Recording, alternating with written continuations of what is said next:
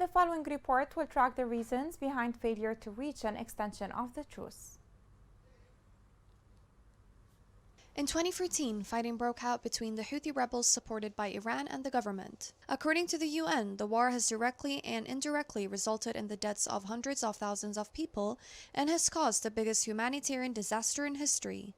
But since April, a ceasefire mediated by the UN has significantly reduced violence and made it possible for certain actions to lessen the suffering of Yemen'S. The UN Special Envoy proposed to extend the ceasefire for a further 6 months and expand it to new regions of agreement, but it was rejected by the Houthi rebels. It was initially intended to last 2 months, but after being extended twice, it ended up lasting almost half a year. Analysts predict further violence, particularly near Ma'rib, the last northern stronghold of the government and a crucial location for Yemen's oil resources, and Taiz, the third largest city in the nation that has been under rebel blockade since 2016. Director of the Sana'a Center for Strategic Studies stated that there is tension at the front lines but limited military battles so far.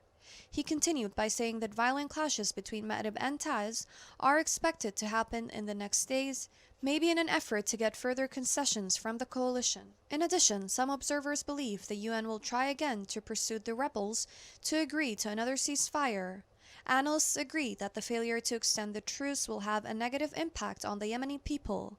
Millions are on the verge of starvation and thousands require emergency medical care that is not available in the country, which has been devastated by the war. Around 80% of Yemen's 30 million people rely on humanitarian aid. The renewed fighting will affect neighboring countries like Saudi Arabia and the United Arab Emirates through cross-border attacks. Yemenis have lost hope that the war can be ended diplomatically. Yet, the international community has to intensify efforts to solve the conflict in Yemen.